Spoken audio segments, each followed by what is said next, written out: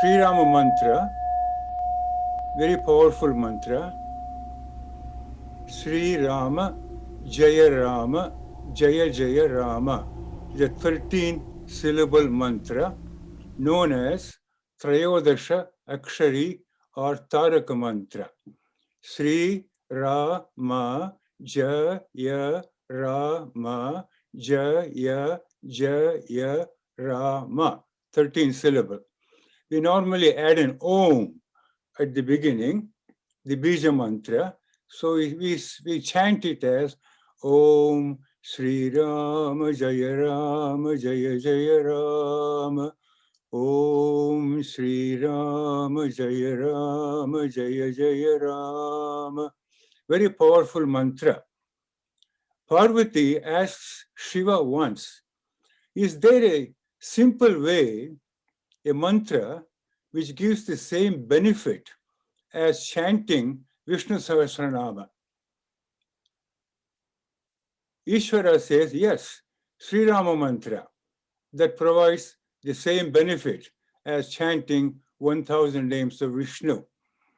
Sri Rama Rama Rameti Rame Rame Manorame Sahasranama Tattulyam Ramanama Varanane Jayatu Mantram Janaki Pranamantram Pranavanilayamantram Vedashastrayikamantram Pavaninutamatram Parvati Shoktamantram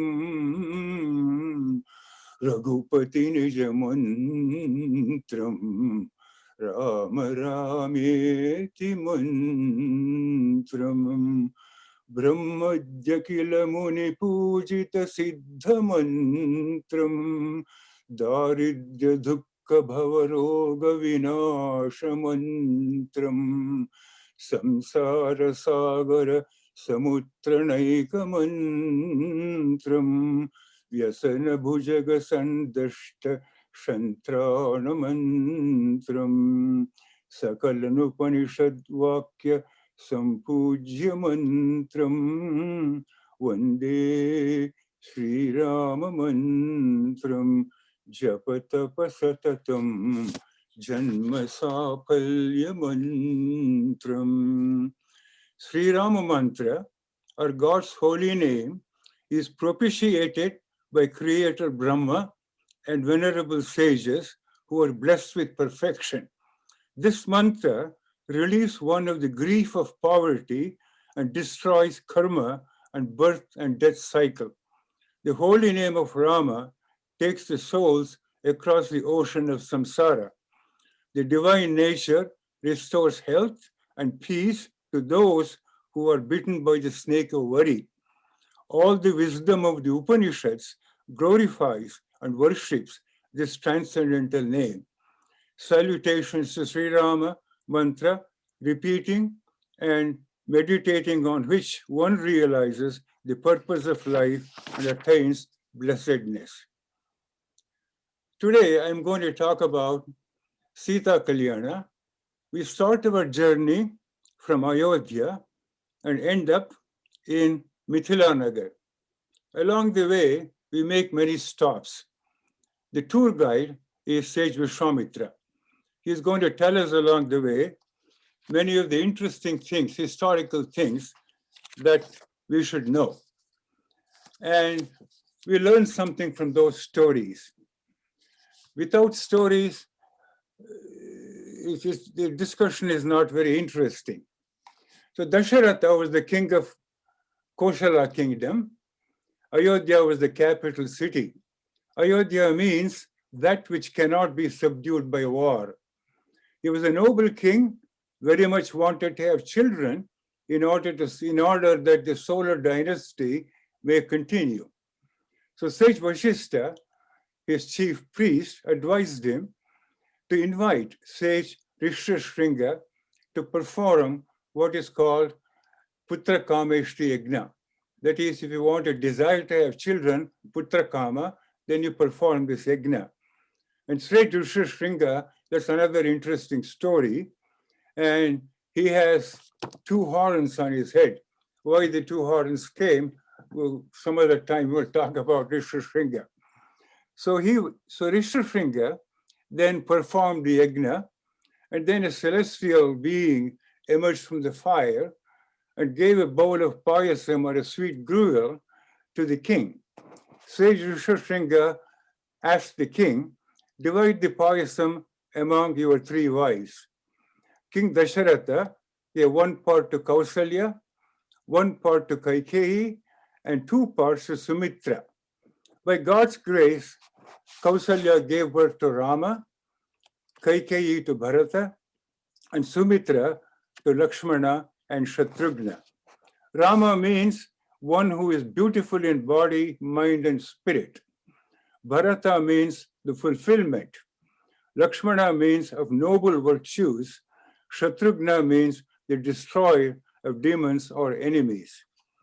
Lakshmana was always closely associated with Sri Rama ever since they were born. And so normally we talk about Rama, Lakshmana, Bharata, Shatrughna, in that order, Rama, Lakshmana, Bharata, Shatrughna. And the people of the kingdom, from the beginning, like Rama, he was kind, compassionate, and very helpful to the people. So once in a while, as I go along, I say, Sri Ramachandra Bhagavan ki, you can say Jai. Sri Ramachandra Bhagavan ki, Jai.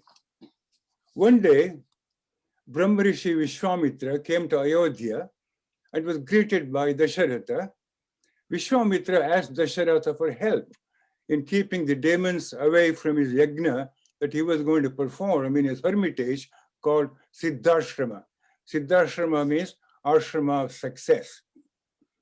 Dasharatha, without even blinking, assured him, I will help you.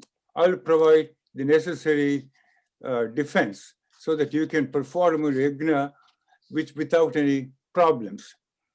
Then Vishwamitra then asked Dasharatha, I want you to send Sri Rama with me.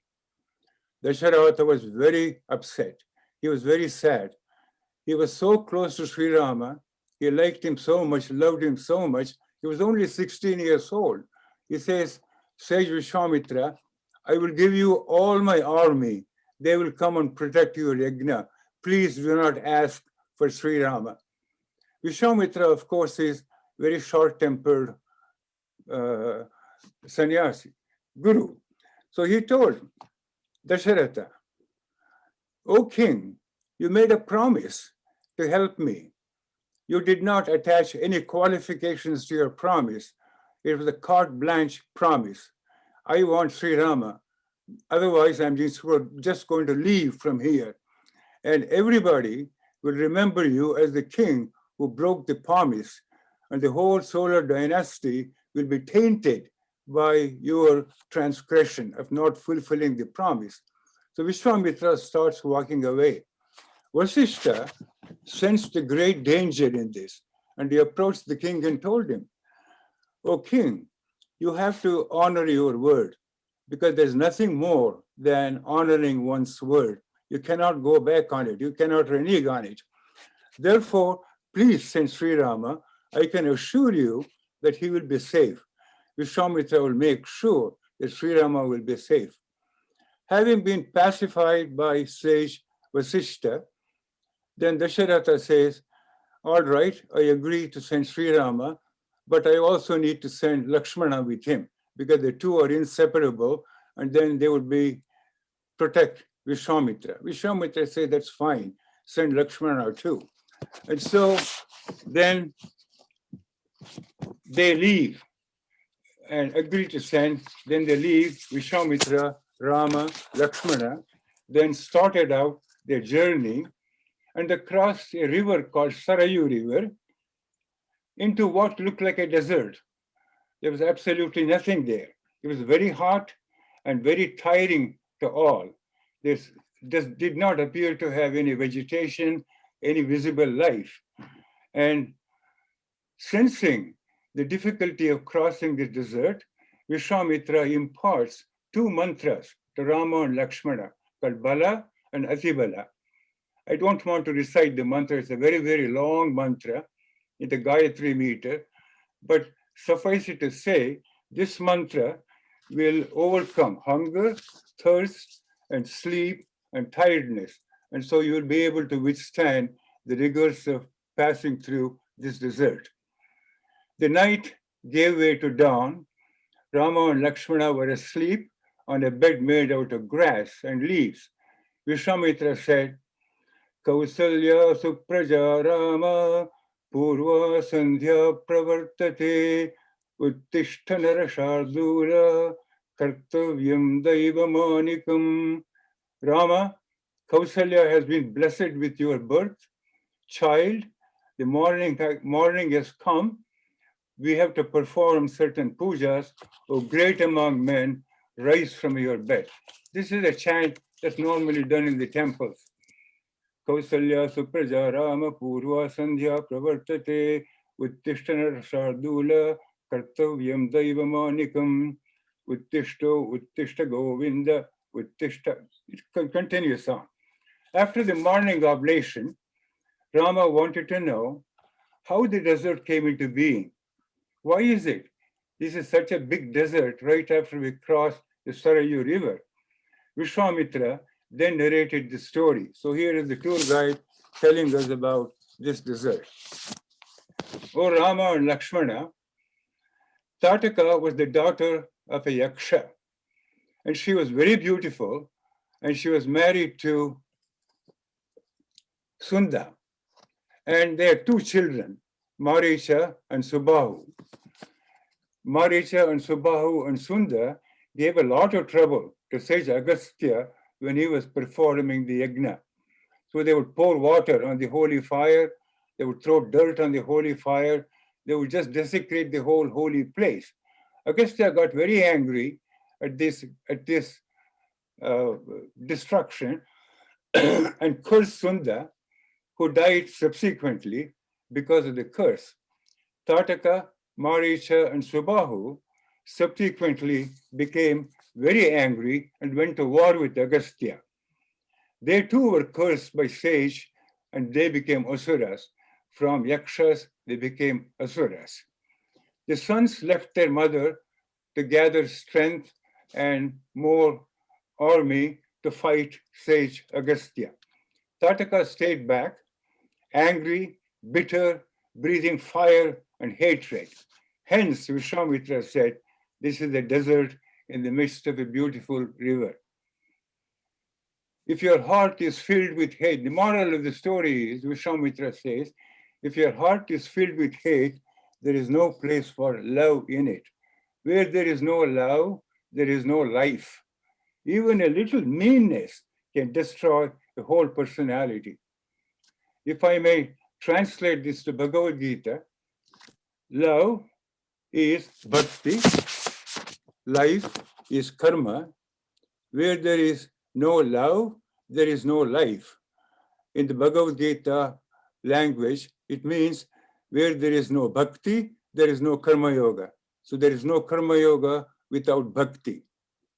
Because karma yoga presupposes the existence of Ishvara. Karma yoga is Ishvara pranada, Ishvara, you surrender everything to Ishvara, all of your actions, Ishvara arpana buddhi and prasada buddhi, accept the result of your actions as a prasad from God. Therefore, there is no karma yoga without bhakti yoga. Vishwamitra then told Rama, consider the welfare of whole humanity. Just as you would kill a tigress, which is threatening the little children in a village, you should slay Taraka in order to protect the righteousness. Here is a dilemma that Vishwamitra is asking Sri Rama to kill a woman. And you might ask, is that a fair thing to ask? Is it a fair thing to do? Then Vishwamitra gives several examples of where they are not noble women. She is a Rakshasi, and her whole sole purpose in life is to destroy dharma, So you have to bring back dharma and destroy adharma. Dharma samstapanarthaya sambhavami yuge yuge. Sri Rama didn't know he was the avatar of Vishnu at that time. Whether he knew later, I don't know. But at least at that time, you can take solace. Dharma samstapanarthaya sambhavami yuge yuge. This is what Sri Krishna says.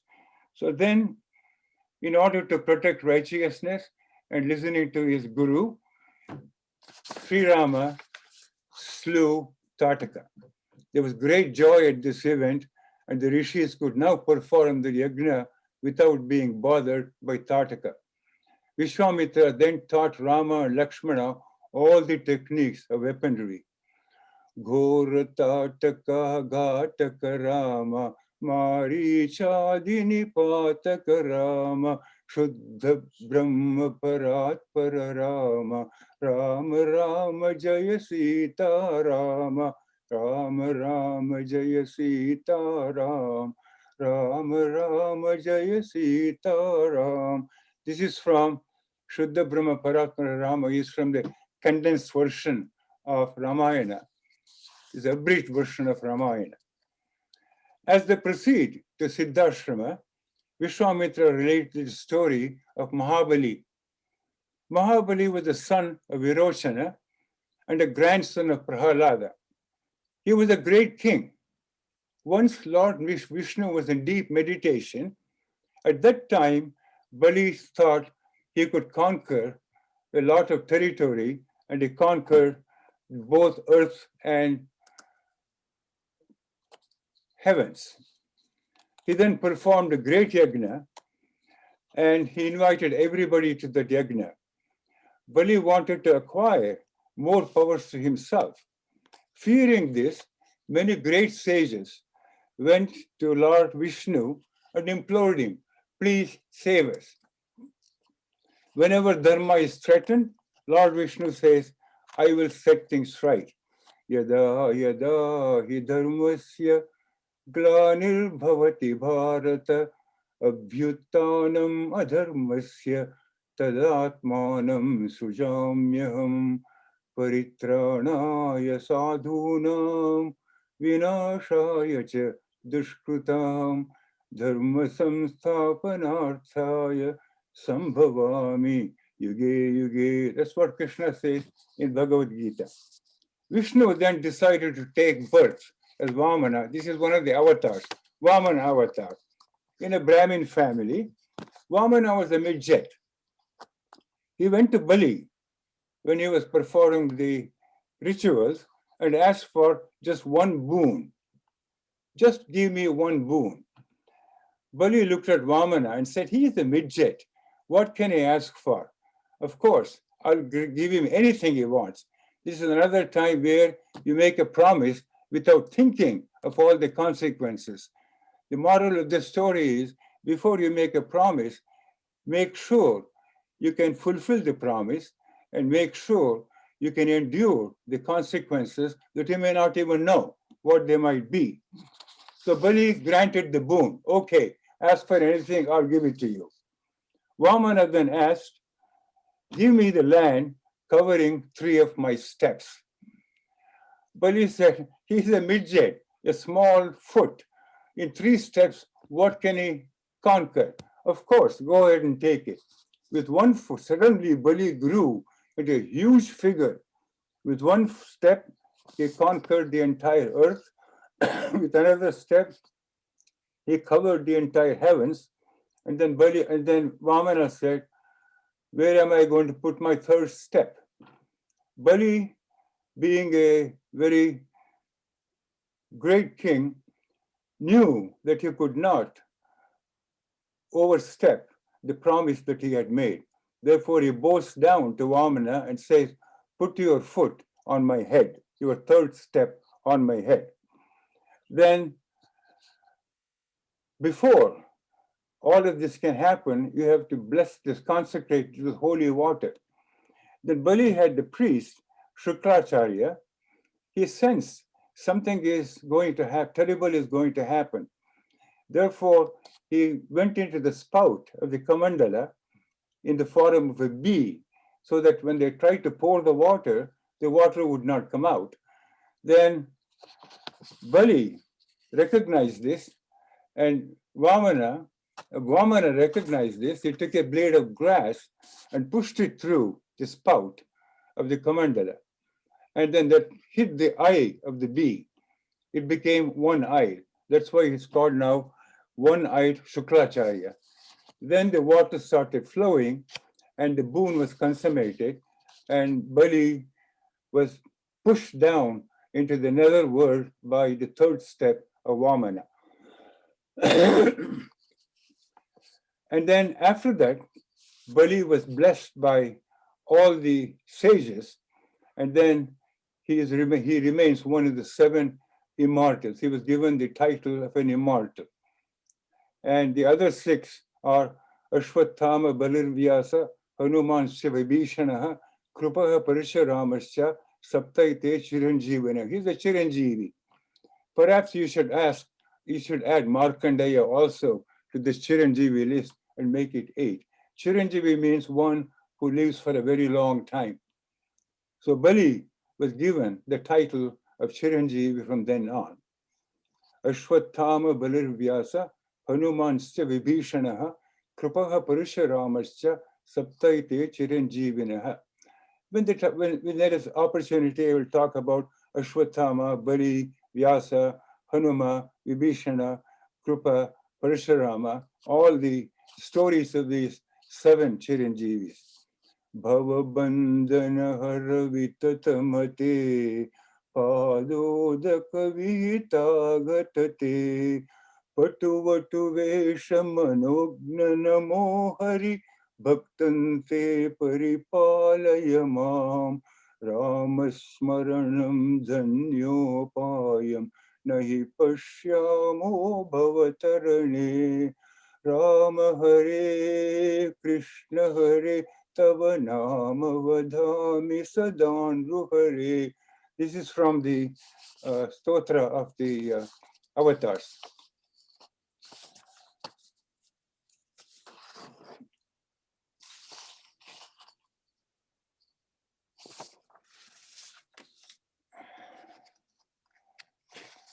Then after that, Vishwamitra then started the yajna at Siddhashrama, and Maricha and Subahu returned to give him trouble.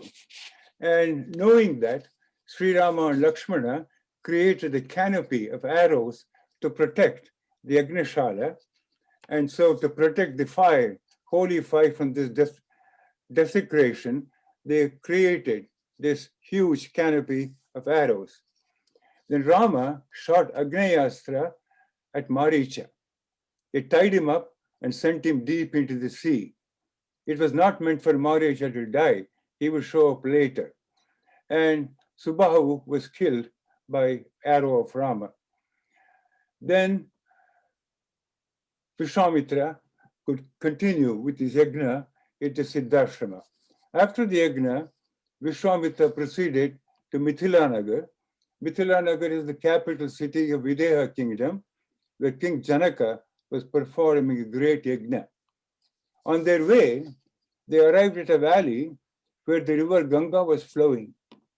Vishwamitra narrated the story of Ganga to Rama and Lakshmana. Stories are important, and they reveal the history.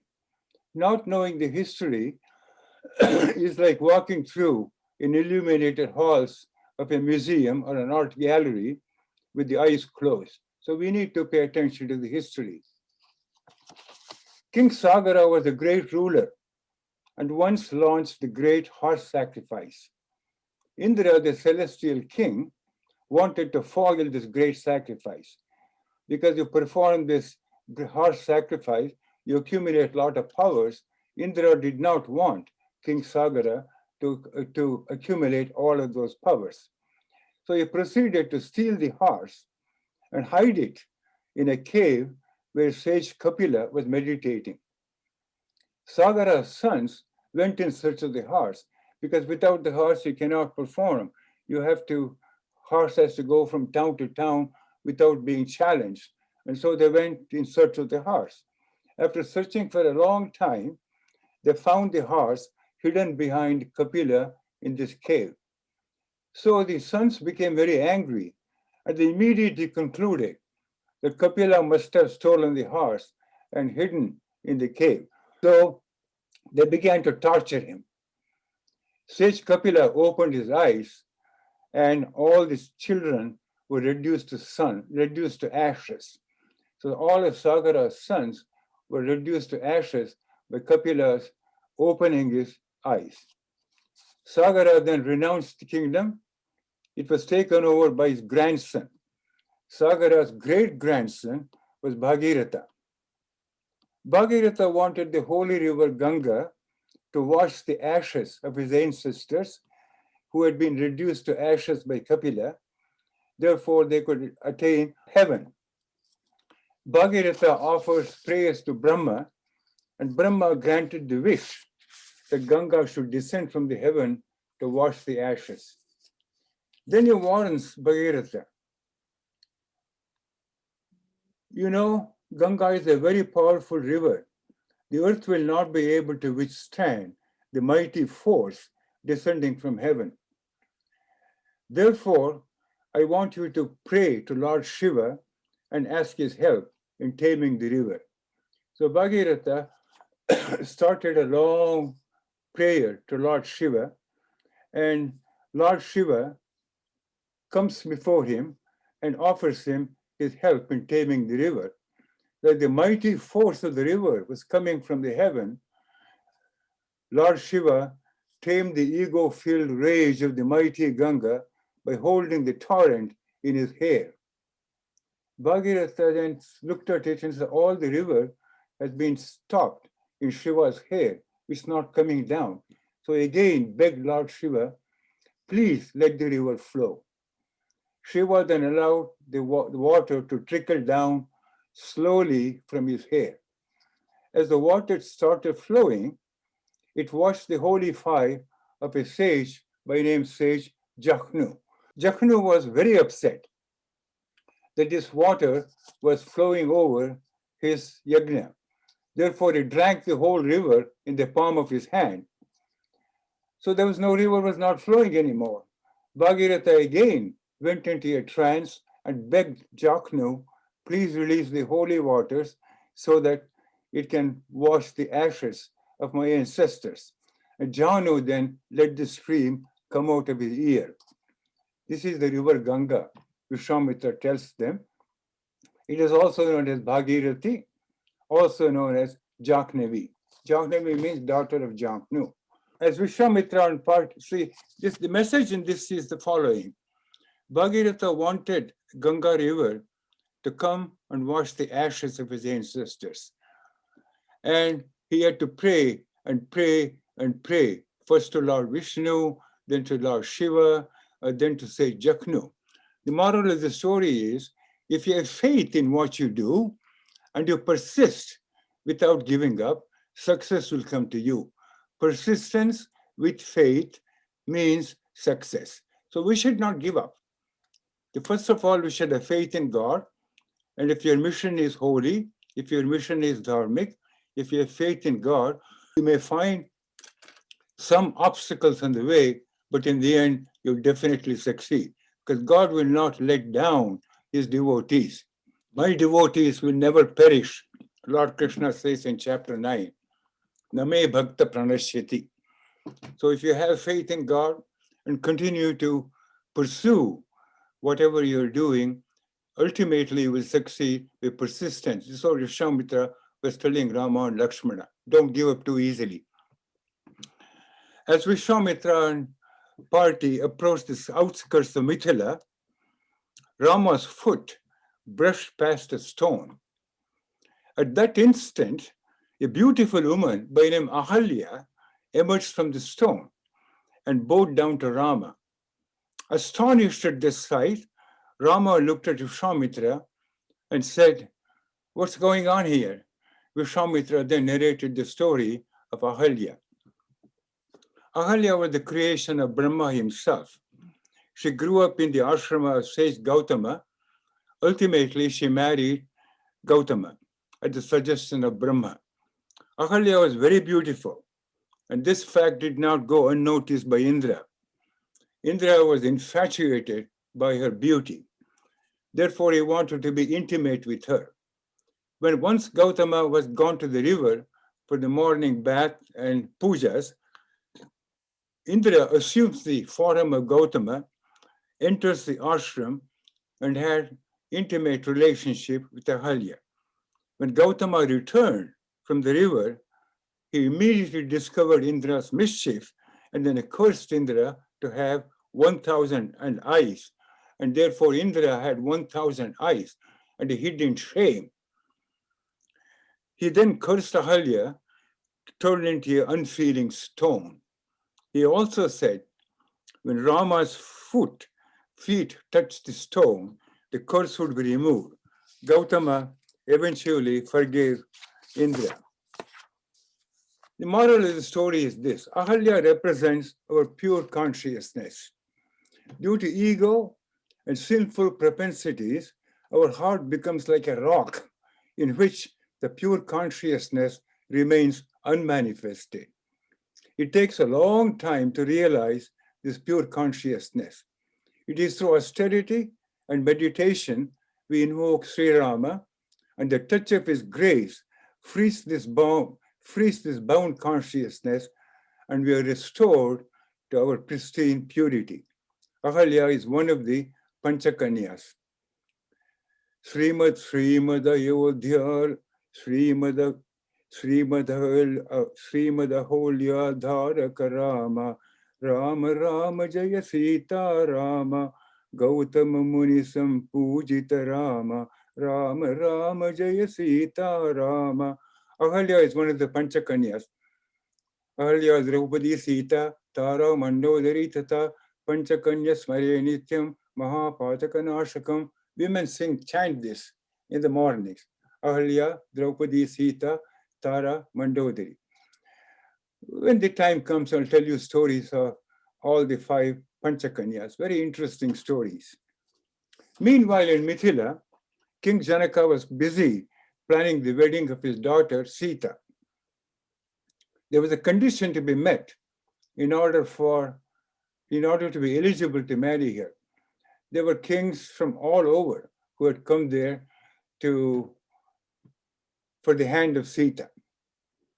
But there was one challenge. There was a bow belonging to Lord Shiva himself. And the challenge was you should lift the bow and string it. Only then you are eligible for Sita's hands. A lot of people had tried lifting the bow, but they couldn't even move the bow, even means. So they were very disappointed. Rama was just entering this sabha. Sita saw him from a distance, and immediately she fell in love with him. Her body began to shake. It was shaking so loud, shaking so much, the bangles started making noise. All the attendants who were around Sita started teasing her. So Sita's face was blushed red, her eyes were moist with love, and then she tried to control herself. And Sri Rama went near the bow, bowed down to the bow, and prayed, Lord Shiva. Then he lifted the bow very easily and strung the bow so tight it broke into 2 pieces. And then effortlessly, he was able to conquer the bow. Thunderous applause came from the assembly and flowers were showered from the heavens. Dhritarashtra sent word to Rama's victory, and Dhritarashtra was sent word, and he came from Ayodhya to Mithilanagar. The wedding took place in a grand manner. Rama's brothers Lakshmana, Bharata, and Shatrughna were also married at the same time to the 3 daughters of Janaka's brother. Bharata was married to Mandavi, Lakshmana to Urmila, and Shatrughna to Shrutakirti. Vishwamitra blessed all of the couples and went on his journey northwards. And this particular wedding song is recited in many weddings even today. King Janaka says, "Here is my daughter Sita, who will ever tread with you the path of dharma. Take her hand in yours. Blessed and devoted, she will ever walk with you like your own shadow." So Sri Ramachandra Bhagavan ki jai. So Rama and Sita were married at that time. And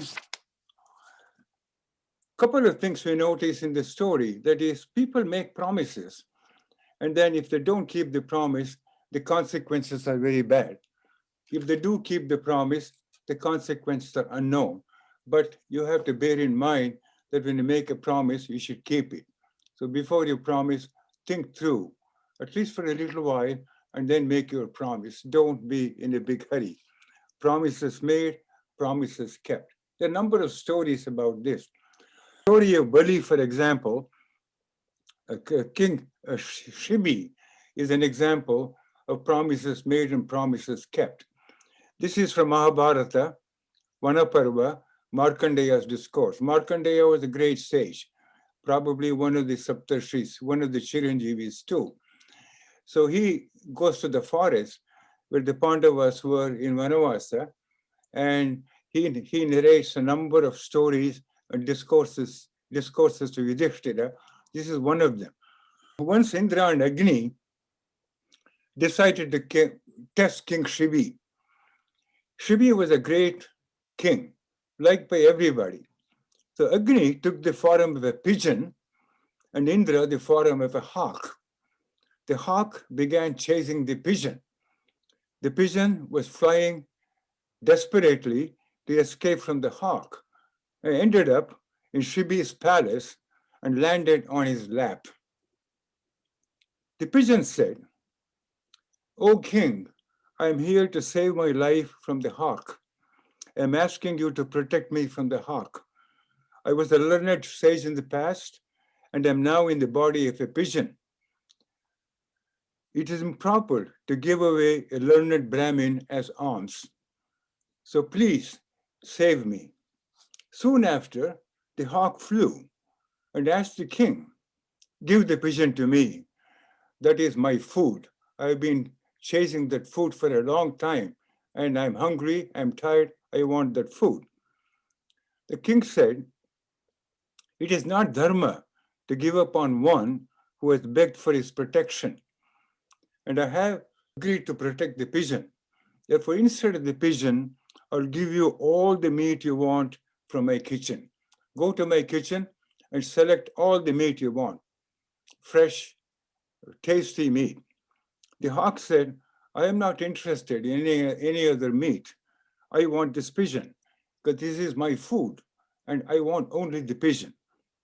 The king said, "I cannot violate dharma and I have to hand over the pigeon who has sought refuge in me. I cannot hand it over." Then the hawk said, "If that is your stance, then let me make a deal with you. Give me a piece of your flesh from your thigh that is equal in weight to that of the pigeon. I'll be very happy." Then King Shivi brought a little knife, carved out a piece of meat from his thigh, and put it on one side of a scale. On the other side of the scale was the pigeon. And the pigeon's scale went all the way down, and Shibi's was way up. The meat was not enough to match the weight of the pigeon. So he carved out another piece of flesh from his thigh and put it. Still, he did not move. And he carved out all possible places where he could get his flesh and kept on putting on the left pan. Slowly, the pan was coming. Still, it was not equal to the pigeon's weight. Then Shibi himself sat on the left pan, and then it was balanced. So the entire king was on the left and the pigeon was on the right. And Shibi, the hawk, was very astounded and very pleased, and then declared that you have saved the pigeon's life, and then flew away. Then the pigeon said, revealed the identity. "I am the Indra, identity, and hawk is the Agni, and he best then Indra blessed king to go back to his original form and also blessed him with a son who will be named Kapotaroma and flew away. The king made a promise without thinking of the consequences, but he fulfilled the promise and the pigeon protected him, finally. So if you protect Dharma, Dharma will protect you. Dharma rakshati rakshitaha, as they say. So there are a number of stories where you make a promise and it's very difficult to break away from the promise. There's another very famous story in the Mahabharata. Before the war, Yudhishthira goes to Lord Pitamaha, Bhishma Pitamaha, and asks him to bless him for success in the war. Bhishma tells him, may Dharma win. Then Yudhishthira asks him if he could help him in the war. Bhishma says, no, I've given my word to Duryodhana. I've stayed as a guest in his house. He has clothed me, he has fed me, treated me with honor. Therefore, I cannot leave Duryodhana and join your forces. And then he tells at that time, Arthasya Purusho Daso, Dasasya Arthena Karavahi. That is, we are all slaves of the wealth, and the wealth is never a slave of anyone. This is the truth. I am imprisoned by the wealth of Kauravas. The Kauravas have imprisoned me by means of providing me food and shelter. Therefore, I cannot come and help you. So this is the problem. When you make a promise that you are kind of bound by it.